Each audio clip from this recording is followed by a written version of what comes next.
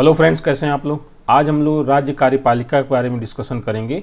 इसके पहले हम लोगों ने संघ कार्यपालिका के बारे में डिस्कशन किया था, जिसमें हम लोगों ने राष्ट्रपति चैप्टर को बहुत अच्छे तरीके से डिस्कस किया, फिर उपराष्ट्रपति के बारे में डिस्कस किया। तो आज हम लोग राज्य कार्यपालिका का जो प्रमुख है राज्यपाल, इसके बारे में डिस्कशन करेंगे। चूँकि इस टॉपिक को इसलिए यहाँ पे कर रहे हैं कि राष्ट्रपति और राज्यपाल के दायित्वों और इनकी शक्तियों का तुलनात्मक अध्ययन करके चलेंगे हम लोग, तो काफ़ी अच्छा रहेगा।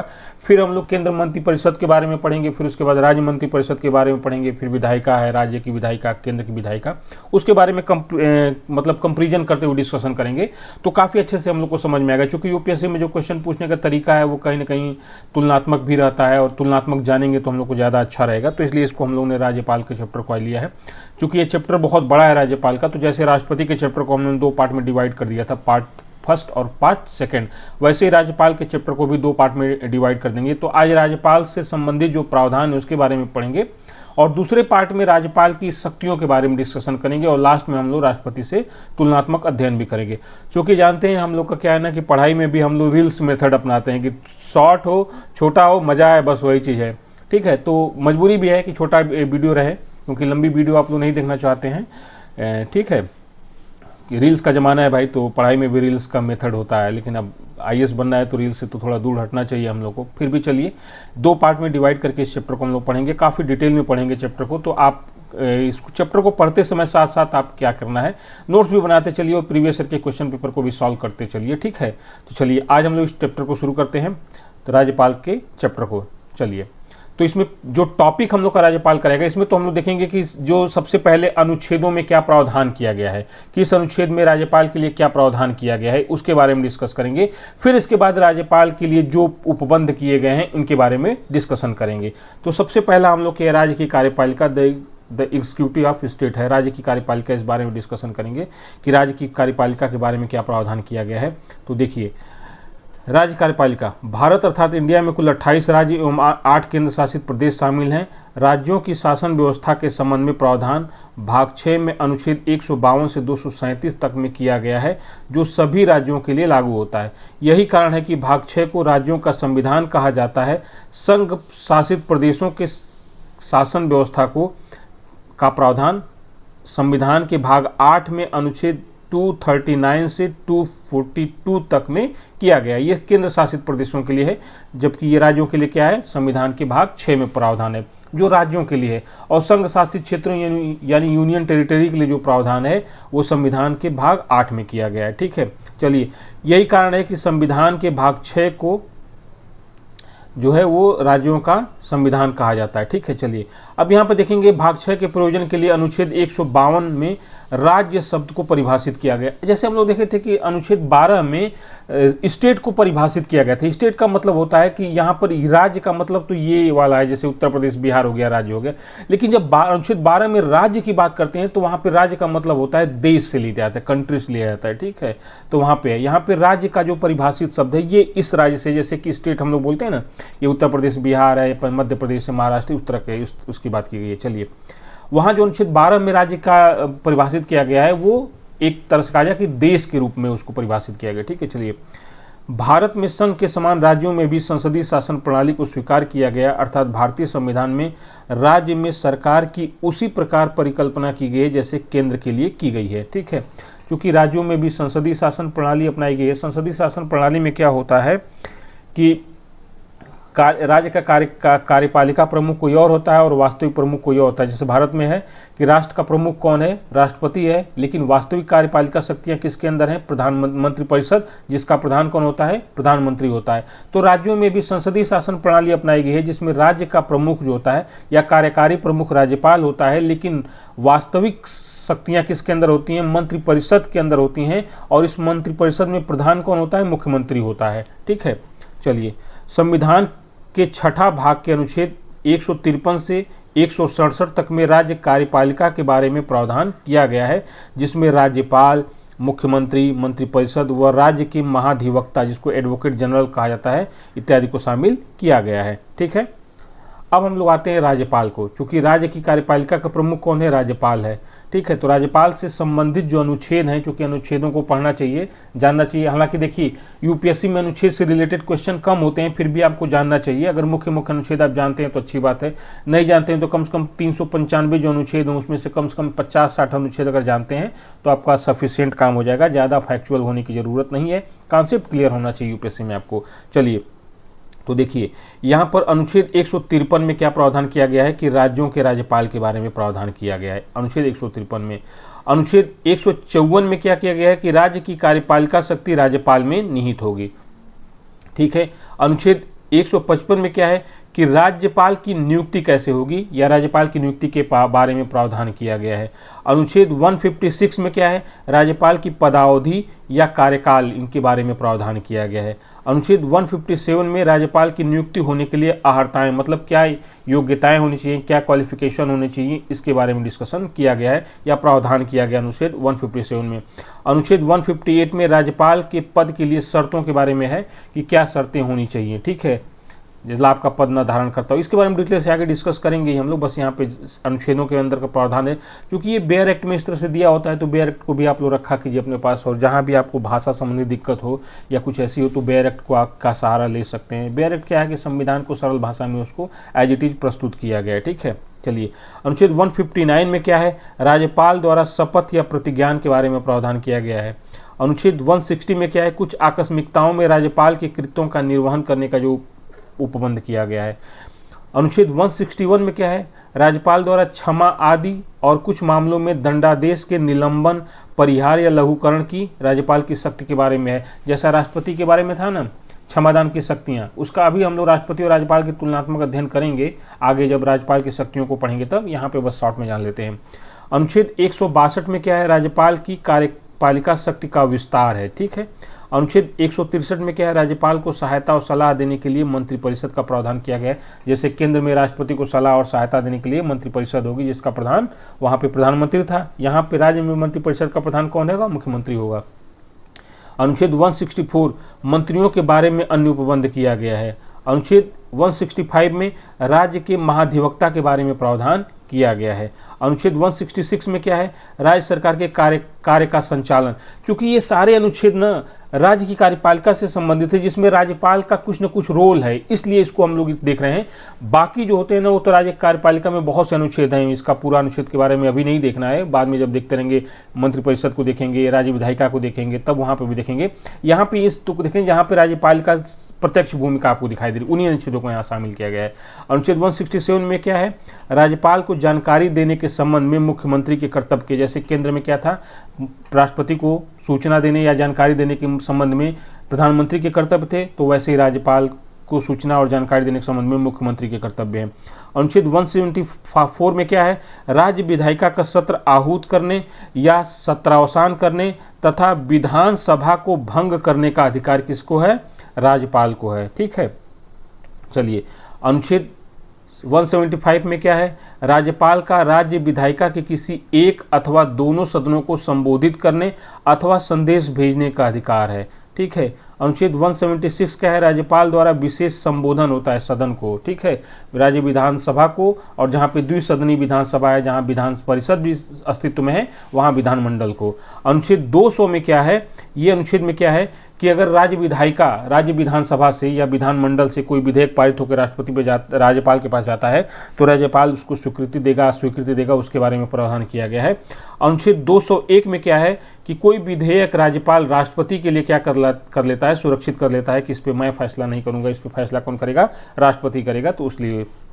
अनुच्छेद 213 में क्या है, इसमें राज्यपाल की अध्यादेश जारी करने की शक्ति है। जैसे हमारे केंद्र में अनुच्छेद 123 के तहत राष्ट्रपति अध्यादेश जारी करने की शक्ति रखता है, तो वैसे अनुच्छेद 213 के अंतर्गत राज्यपाल अध्यादेश जारी करने की शक्ति रखता है। फिर अनुच्छेद 217 में क्या है, राज्यपाल की उच्च न्यायालय के न्यायाधीशों की नियुक्ति के मामले में राष्ट्रपति द्वारा सलाह लेना है। ठीक है, अगर संबंधित राज्य में उच्च न्यायालय के न्यायाधीशों की नियुक्ति के मामले में राष्ट्रपति राज्यपाल से सलाह लेता है। अनुच्छेद 233 क्या है, राज्यपाल द्वारा जिला न्यायाधीशों की नियुक्ति का जो उपबंध किया गया है। ठीक है। अनुच्छेद 234 क्या है, राज्यपाल द्वारा अन्य न्यायिक सेवा के लिए नियुक्ति, जिसमें जिला न्यायाधीशों को छोड़कर, इसका उपबंध किया गया है। तो ये जितने थे ये राज्यपाल से संबंधित अनुच्छेद थे। इसको अगर आप याद कर लेते हैं तो अच्छी बात है, और नहीं याद रहता है तो कोई बहुत घबराने की बात नहीं है। इसमें से मुख्य मुख्य अनुच्छेदों को आप याद कर सकते हैं, ठीक है। चलिए राज्यपाल के बारे में हम लोग पढ़ते हैं कि राज्यपाल राज्य का प्रथम नागरिक एवं राज्य कार्यपालिका का संवैधानिक प्रमुख होता है तथा राज्यों के सभी कार्य उसी के नाम से किए जाते हैं। अर्थात राज्यपाल राज्य का कार्यकारी प्रमुख होता है। तो ये राज्यपाल के बारे में सीधा उपबंध है। राज्यपाल केंद्र सरकार के प्रतिनिधि के रूप में कार्य करता है। इस प्रकार राज्यपाल कार्यालय दोहरी भूमिका में होता है। दोहरी भूमिका में कैसे होता है? तो एक तो राज्य कार्यपालिका का प्रधान होता है, संवैधानिक प्रमुख होता है, और दूसरा केंद्र के प्रतिनिधि के रूप में राज्य में कार्य करता है। तो इस तरह से राज्यपाल दोहरी भूमिका में आता है। और इन दोहरी भूमिकाओं के कारण ही राज्यपाल आज के समय ही नहीं बल्कि शुरू से राज्यपाल की जो भूमिका रही है वो बहुत विवादास्पद रही है। और हाल के वर्षों में देखे हैं कि जो राज्यपाल और मुख्यमंत्रियों के बीच में बहुत टकराव हुआ है। जैसे कि इसका उदाहरण हमको दो जगह बहुत ज़्यादा देखने को मिलता है कि इस समय जो वर्तमान में उपराष्ट्रपति हैं श्री जगदीप धनखड़, जब ये पश्चिम बंगाल के राज्यपाल थे तो वहाँ की मुख्यमंत्री ममता बनर्जी जी से इनका काफ़ी विवाद हुआ। उसी तरह से तमिलनाडु के मुख्यमंत्री और वहाँ के जो राज्यपाल हैं रवि जी, उनके बीच में काफ़ी विधेयकों को लेकर और नीतियों को लेकर एक दूसरे से टकराव होता रहा। मामला सुप्रीम कोर्ट में भी गया है इसको, ठीक है। तो कहीं ना कहीं राज्यपाल की जो दोहरी भूमिका है ये कहीं ना कहीं संवैधानिक अड़चनें पैदा करती हैं, या कहीं ना कहीं संकट खड़ा हो जाता है राज्य में प्रशासन करने के लिए, ठीक है।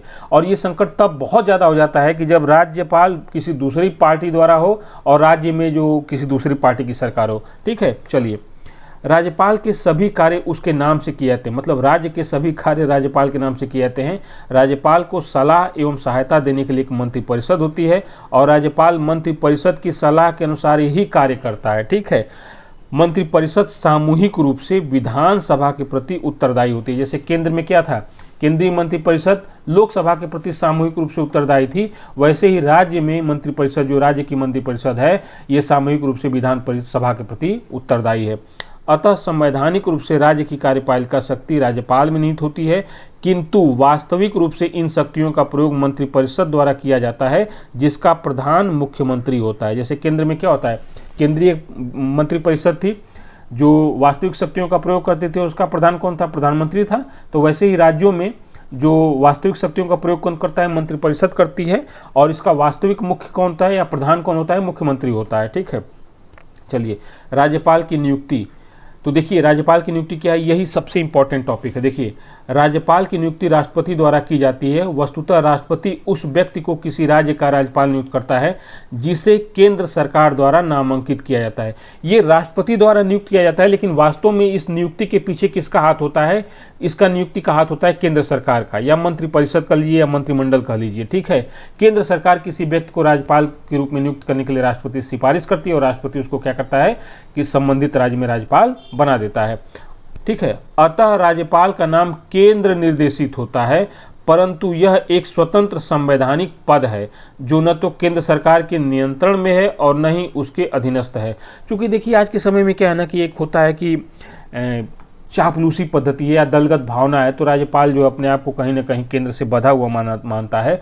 लेकिन वास्तव में अगर राज्यपाल स्वतंत्र रूप से काम करना चाहे तो उस पर केंद्र का नियंत्रण बहुत कम रह जाता है। उसको बहुत से ऐसे संवैधानिक शक्तियां प्राप्त हैं जिससे उसको केंद्र अपने अनुसार नचा नहीं सकता है या चला नहीं सकता है। लेकिन कहीं ना कहीं ये लोकतांत्रिक प्रक्रिया की थोड़ी बहुत कमजोरी है कि राज्यपाल अपनी दलगत भावना से ऊपर नहीं उठ पाता है या राजनीतिक स्वार्थों से अपने आप को ऊपर नहीं कर पाता है या अलग नहीं कर पाता है, जिससे संवैधानिक तंत्र को खतरा उत्पन्न होता है, ठीक है।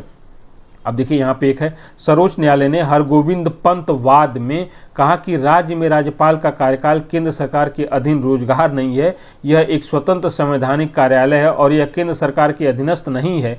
हालांकि ये तो एक सैद्धांतिक पहलू हो गया, लेकिन व्यवहारिक पहलू यही है कि राज्यपाल केंद्र के एजेंट के रूप में ज़्यादा कार्य करता है, राज्य के संवैधानिक प्रमुख के रूप में कम कार्य करता है, ठीक है। और अगर राज्य के संवैधानिक प्रमुख के रूप में कार्य करता भी है तो उसमें भी केंद्र के एजेंट के रूप में ही उसकी भावना निहित रहती है। तो राज्यपाल कहीं ना कहीं एक तरह से कहा जाए कि वो केंद्र के एजेंट के रूप में कार्य करता है, और वो सही बात है कि राज्य विधायिका को और राज्य कार्यपालिका को प्रभावित करता रहता है, ठीक है। अब इसको आप पॉजिटिव ले सकते हैं, निगेटिव ले सकते हैं, ठीक है। अनुच्छेद 153, अब देखिए किसी चीज़ को पॉजिटिव लेना है निगेटिव लेना है तो ये हमारी व्यक्तिगत पसंद नहीं होती है, ये होना चाहिए कि संवैधानिक प्रावधानों के अनुसार कार्य हो रहा है कि नहीं हो रहा है। देखिए आप यूपीएससी की तैयारी कर रहे हैं या स्टेट पब्लिक सर्विस कमीशन की भी तैयारी कर रहे हैं तो आपको दिमाग में रखना है कि आपकी व्यक्तिगत चॉइस यहाँ पे मैटर नहीं करती है, यहाँ पे मैटर ये करता है कि वो संवैधानिक प्रावधानों के अनुसार सही है कि गलत है। अगर संवैधानिक प्रावधानों के अनुसार सही है तो उसको साथ देना चाहिए, उसको हम लोग अपने आंसर में लिखेंगे, अपने क्वेश्चन को अकॉर्डिंग लिखेंगे। और अगर संवैधानिक प्रावधानों के अनुसार नहीं सही है और भले हम उसके फेवर में तो हम उसको नहीं लिखेंगे, ठीक है। तो यहाँ पे दिमाग में ये रखना है कि यहाँ पे पक्ष होना और विपक्ष होना कोई मतलब नहीं है, वो अगर कोई चीज़ संवैधानिक प्रावधानों के अनुसार सही है तो हम उसका पक्ष लेने के लिए बाध्य हैं, ठीक है। चलिए, अनुच्छेद 153 के अंतर्गत यह प्रावधान है कि प्रत्येक राज्य के लिए एक राज्यपाल होगा, परंतु 7वें संविधान संशोधन अधिनियम 1956 के द्वारा यह प्रावधान कर दिया गया कि एक ही व्यक्ति को 2 या 2 से अधिक राज्यों का राज्यपाल नियुक्त किया जा सकता है।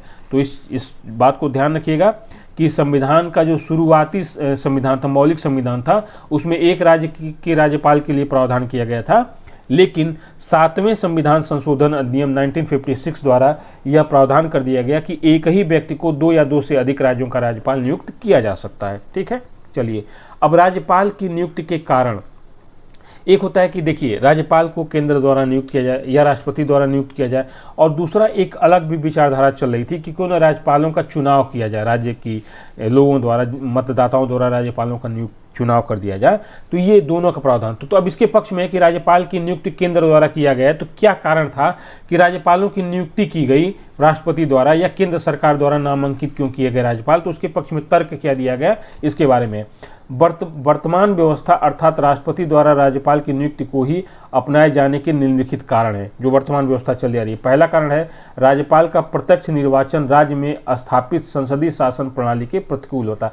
अब संसदीय शासन प्रणाली में क्या है कि राज्य का जो मतलब सैद्धांतिक प्रमुख जो है या जैसे कि केंद्र में राज्य राष्ट्रपति है, उसके पास वास्तविक कार्यपालिका शक्तियां नहीं, नाम मात्र की कार्यपालिका शक्तियां हैं, ठीक है। और ये क्या है, ये संसदीय शासन प्रणाली में ये चलता है, ठीक है। राष्ट्रपति शासन प्रणाली में तो होता है जो अध्यात्मक शासन प्रणाली है, जैसे यूएसए में, संयुक्त राज्य अमेरिका में है कि वहाँ पे राष्ट्र का प्रमुख है, उसी के पास वास्तविक शक्तियाँ, जैसे वहाँ के राष्ट्रपति है। लेकिन भारत में क्या है, संसदीय शासन प्रणाली अपनाई गई, जैसे ब्रिटेन में है उस तरह की शासन प्रणाली अपनाई गई है। केंद्र में भी संसदीय शासन प्रणाली है और राज्यों में भी संसदीय शासन प्रणाली है। और उसकी सबसे बड़ी विशेषता है कि जो राज्य का मतलब संवैधानिक प्रमुख होता है, का नाम मात्र का प्रमुख होता है, उसके पास नाम मात्र की कार्यपालिका शक्तियां, जैसे ब्रिटेन में राजा या महारानी के पास है। भारत में केंद्र में राष्ट्रपति और राज्यों में राज्यपाल के पति है। तो अगर राज्यपाल का प्रत्यक्ष निर्वाचन होता तो संसदीय शासन प्रणाली की क्या होता, ये प्रतिकूल होता। दूसरा जो है, राज्यपाल के प्रत्यक्ष निर्वाचन से मुख्यमंत्री और राज्यपाल के बीच संघर्ष पैदा हो जाता।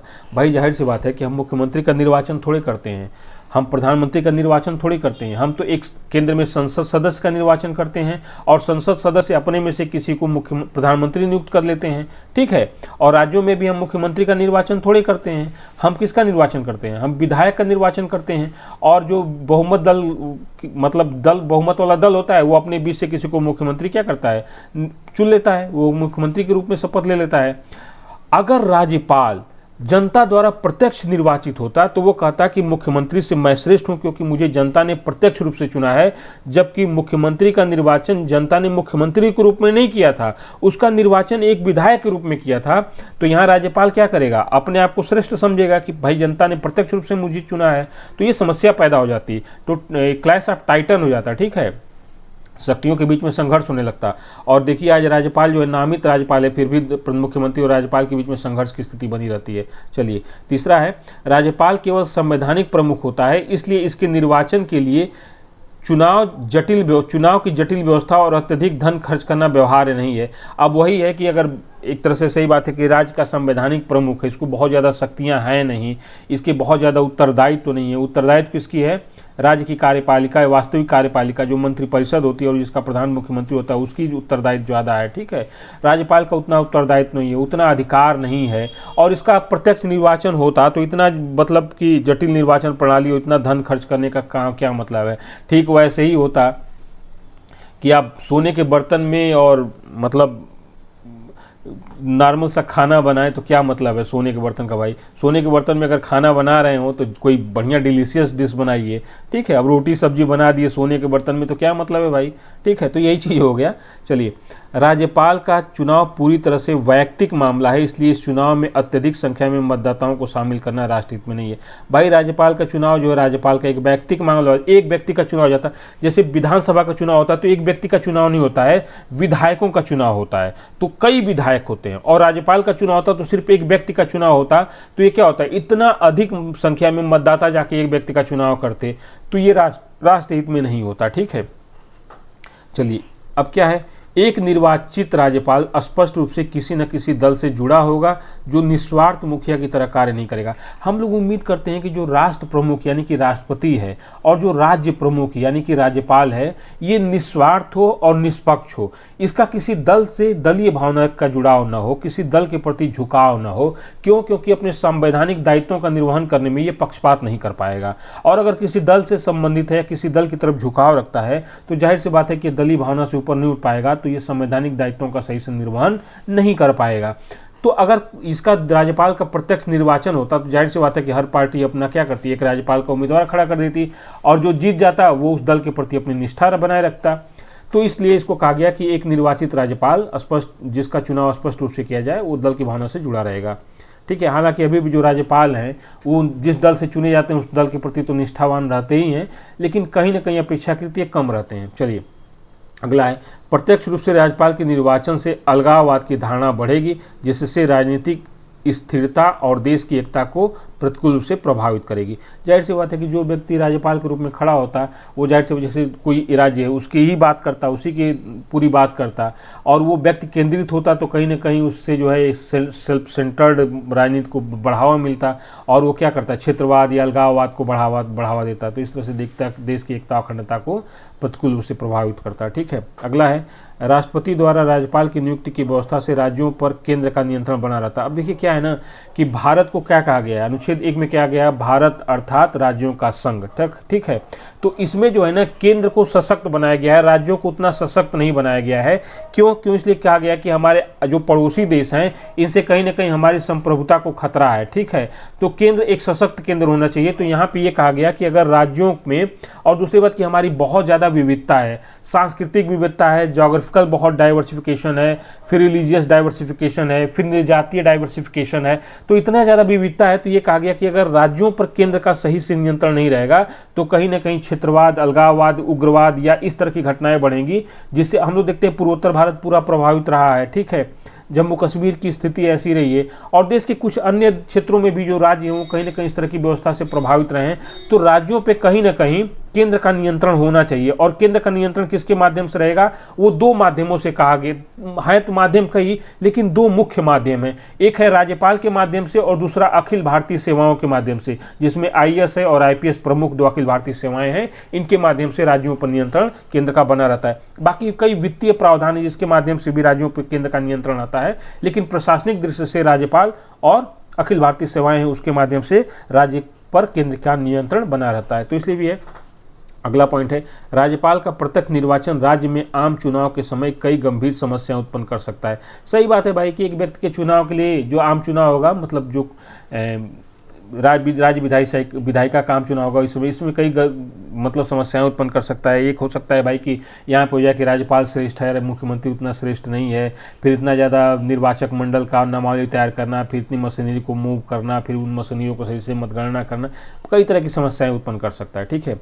फिर क्या है, राज्य का मुख्यमंत्री यह चाहेगा कि उसी की पार्टी का कोई व्यक्ति राज्यपाल के पद पर भी निर्वाचित हो, इसलिए सत्तारूढ़ दल का दूसरे दर्जे का सदस्य बतौर राज्यपाल चुन लिया जाएगा। जाहिर सी बात है कि राज्यपाल चाहेगा कि हमारे फेवर का ही, मुख्यमंत्री चाहेगा कि हमारे फेवर का ही राज्यपाल हो, तो क्या करेगा कि अपने ही दल से व्यक्ति को राज्यपाल के रूप में खड़ा कर देगा। और देखते हैं जैसे क्या होता है कि एक डमी कैंडिडेट को बना दिया जाता है, या इसी तरह से देखते हैं कि आप राज्यसभा का जो गठन किया गया है, ये इसलिए अगर राज्यसभा गठन किया गया, कहा जाता है कि विद्वानों और विशेषज्ञों का सदन होगा, लेकिन आप जानते हैं कि लोकसभा में चुनाव हारे हुए लोगों का आश्रय स्थल बन जाता है।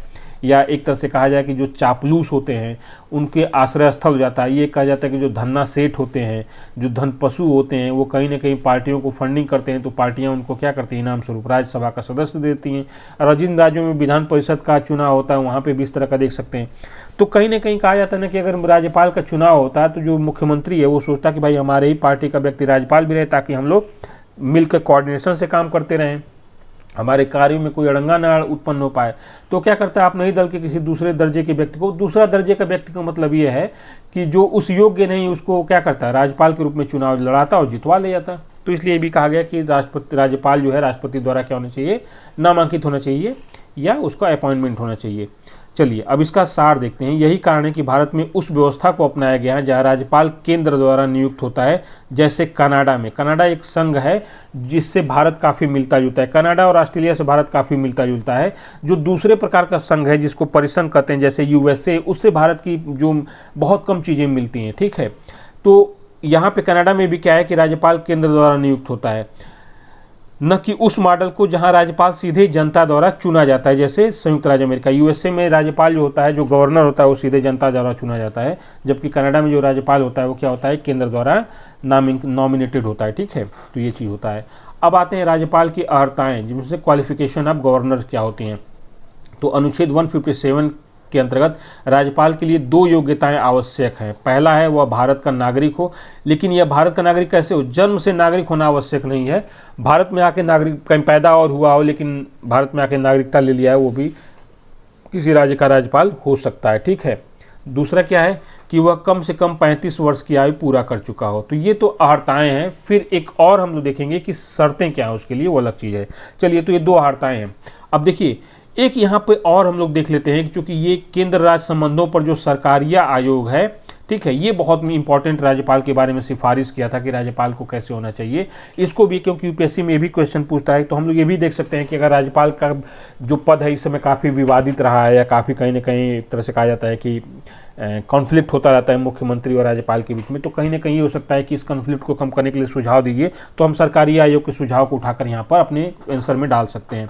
तो देखिए, केंद्र राज्य संबंधों पर सरकारी आयोग ने राज्यपाल के चयन और नियुक्ति के संबंध में निम्नलिखित सिफारिशें की। पहला कहा, राज्यपाल के रूप में नियुक्त होने वाले व्यक्ति को निम्नलिखित मानदंडों को पूरा करना चाहिए। मतलब जो व्यक्ति राज्यपाल के रूप में नियुक्त होने वाला है उसके लिए कई मापदंड होने चाहिए। पहला है वह जीवन के किसी क्षेत्र में प्रख्यात हो, मतलब कोई फेमस व्यक्ति हो, चाहे कला में हो, साहित्य में हो, खेल में हो, समाज सेवा में हो, किसी न किसी क्षेत्र में क्या हो, थोड़ा प्रख्यात हो, विख्यात व्यक्ति हो, मतलब फेमस हो। दूसरा क्या हो कि जिस राज्य में वह राज्यपाल नियुक्त होने वाला हो वह उस राज्य के बाहर का हो।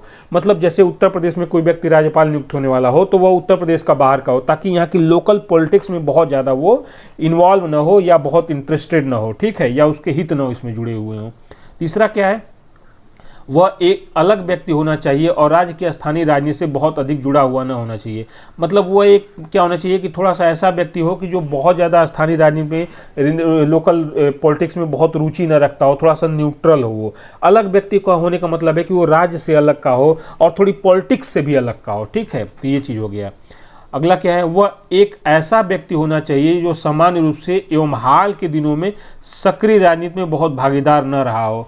मतलब ऐसा व्यक्ति हो जो करंट में, मतलब समसामयिकी टाइम में वो सक्रिय राजनीति में बहुत ज़्यादा भागीदार न रहा हो, वो एक्टिव पॉलिटिशियन न रहा हो, ताकि उसका पॉलिटिक्स में बहुत ज़्यादा इंटरेस्ट ना हो। तो ये क्या क्वालिफिकेशन होनी चाहिए उसकी, कम से कम क्या होनी चाहिए, ये व्यक्ति को क्या होना चाहिए, मापदंड होने चाहिए। ये व्यक्ति को किसी भी राज्यपाल को नियुक्त होने के लिए मापदंड होने चाहिए। तो पहला तो ये था कि ये मापदंड होने चाहिए। दूसरा देखते हैं, यह आवश्यक है कि केंद्र में सत्तारूढ़ दल के किसी राजनेता को किसी ऐसे राज्य में राज्यपाल के रूप में नियुक्त नहीं किया जाना चाहिए जहाँ किसी अन्य दल की सरकार हो। मान लीजिए केंद्र में जिस दल की सरकार है उसी दल के व्यक्ति को किसी ऐसे अन्य राज्य में राज्यपाल के रूप में नहीं नियुक्त करना चाहिए जहाँ किसी अन्य दल की सरकार हो। जैसे मान लेते हैं कि केंद्र में भारतीय जनता पार्टी की सरकार, जिसका नेतृत्व नरेंद्र मोदी द्वारा किया जा रहा है, ठीक है, और तमिलनाडु में डीएमके पार्टी की सरकार है, और डीएमके पार्टी और भारतीय जनता पार्टी दोनों विपरीत ध्रुव में इस समय कार्य कर रहे हैं। एक एनडीए, बीजेपी एनडीए का हिस्सा है, जबकि डीएमके किसका है, इंडिया का हिस्सा, इंडिया अलायंस का हिस्सा है।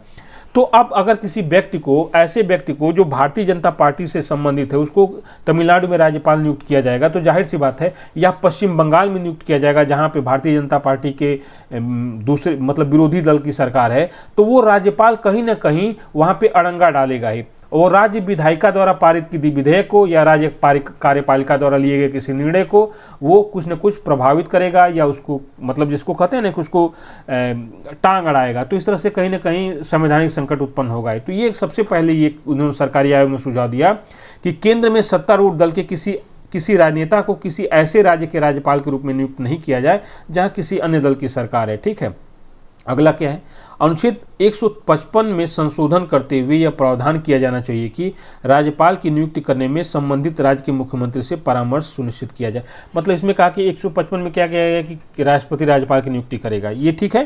तो इन्होंने कहा सरकारी आयोग ने कि अनुच्छेद 155 में संशोधन करते हुए यह प्रावधान किया जाना चाहिए कि जिस राज्य में राज्यपाल की नियुक्ति हो रही है उस राज्य के मुख्यमंत्री से परामर्श लिया जाए कि भाई इस व्यक्ति को आपके यहाँ राज्यपाल बनाया जाए कि नहीं बनाया जाए।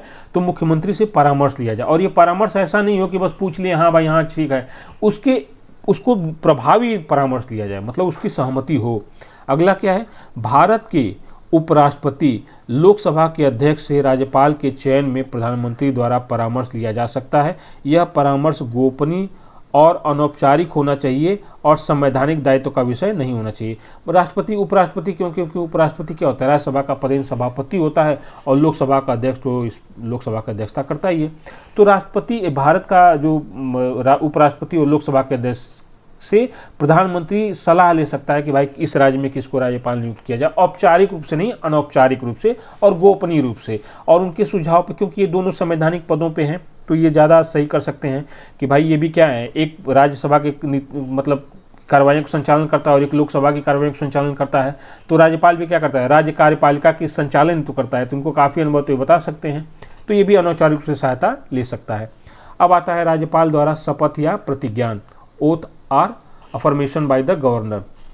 अनुच्छेद 159 के अंतर्गत यह प्रावधान है कि अपना पद ग्रहण करने के पूर्व राज्यपाल उस राज्य के उच्च न्यायालय के मुख्य न्यायाधीश या उसकी अनुपस्थिति में सबसे वरिष्ठ न्यायाधीश के समक्ष शपथ या प्रतिज्ञान करेगा जो निम्नलिखित है।